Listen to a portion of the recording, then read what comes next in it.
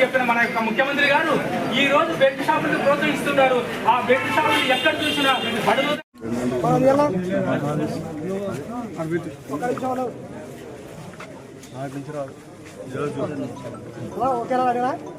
ఈరోజు వైఎస్ఆర్ కాంగ్రెస్ పార్టీ పిలుపు మేరకు జగన్మోహన్ రెడ్డి ఆదేశాల ప్రకారం నకిలీ మద్యంపై ఈరోజు నానావారి నకిలీ మద్యంపై ప్రజలతో చెలగాటమాడుతున్న కూటమి ప్రభుత్వంపై ఈరోజు ఎక్సైజ్ పోలీస్ దగ్గర ఈరోజు ధర్నా కార్యక్రమం చేయడం జరిగినది.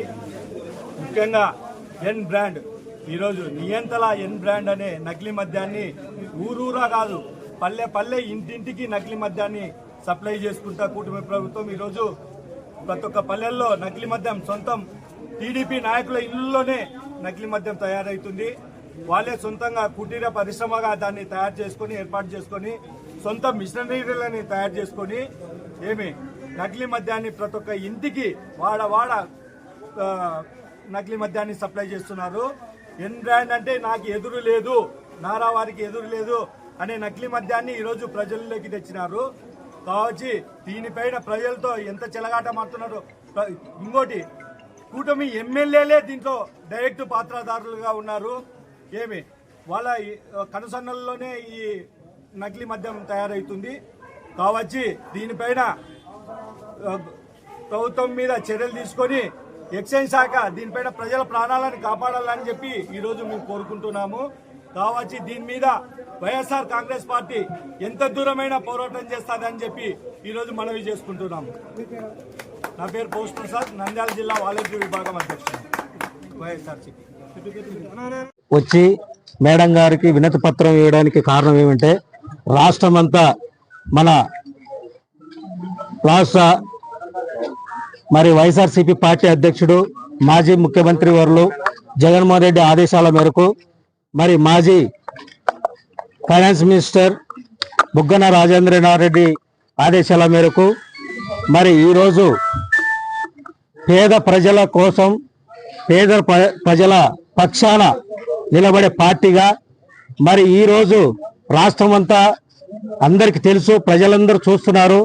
ఈ మీడియా ద్వారా నేను చెప్తున్నది ఏంటంటే మొత్తం గత 20-30 రోజుల నుంచి రాష్ట్రం అంతా జరుగుతున్నది.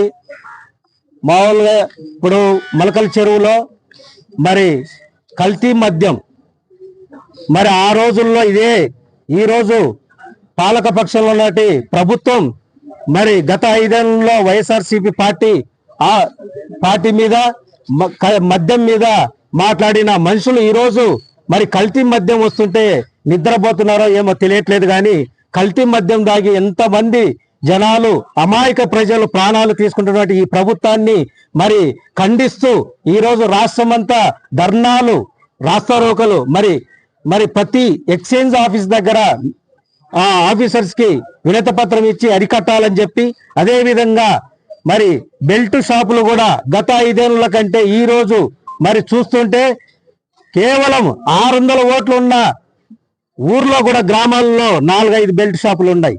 మరి ఇలాంటి బెల్ట్ షాపులకి కల్తీ మద్యం తయారు చేసి మరి అమ్ముతున్నటువంటి ఈ ప్రభుత్వాన్ని, ఈ ప్రభుత్వ పెద్దల్ని మరి ఏ విధంగా బుద్ధి చెప్పే విధంగా రేపొద్దున ప్రజలే బుద్ధి చెప్పే రోజులు కూడా వస్తున్నాయి.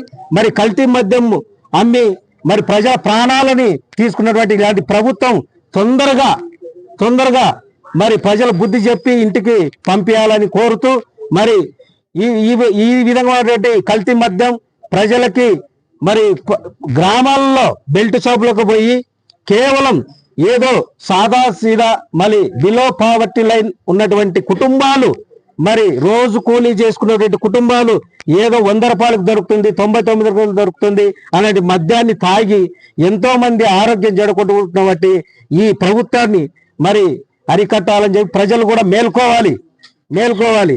ఎలాంటి మద్యం వస్తుంది మనం అని చెప్పి మేల్కొని ఈ ప్రభుత్వానికి బుద్ధి చెప్పాలని చెప్పి కోరుతూ సెలవు తీసుకుంటాం. నా పేరు డోన్ జెడ్పీటీసీ రాజ్ కుమార్. కోసమే ఈరోజు ఆ బెల్ట్ షాపులు పెట్టాము. కల్తీ మద్యం అమ్ముతున్నాడు. అప్పుడు జగన్మోహన్ రెడ్డి కల్తీ మద్యం అమ్మినారు, మంచి మద్యం ఇస్తాము అనే తల్లే ఈ రోజు కల్తీ మద్యము తయారు చేస్తూ గ్రామాలకి సరఫరా చేస్తూ బెల్ట్ షాపులు పెట్టి ప్రోత్సహిస్తున్నటువంటి ఈ ప్రభుత్వాన్ని మరి ఏ విధంగా మరి ప్రజలు రేపొద్దున ఏ విధంగా స్వీకరిస్తారనేది, బుద్ధి చెప్తారనేది ఈ మీడియా ద్వారా అడుగుతున్నారు.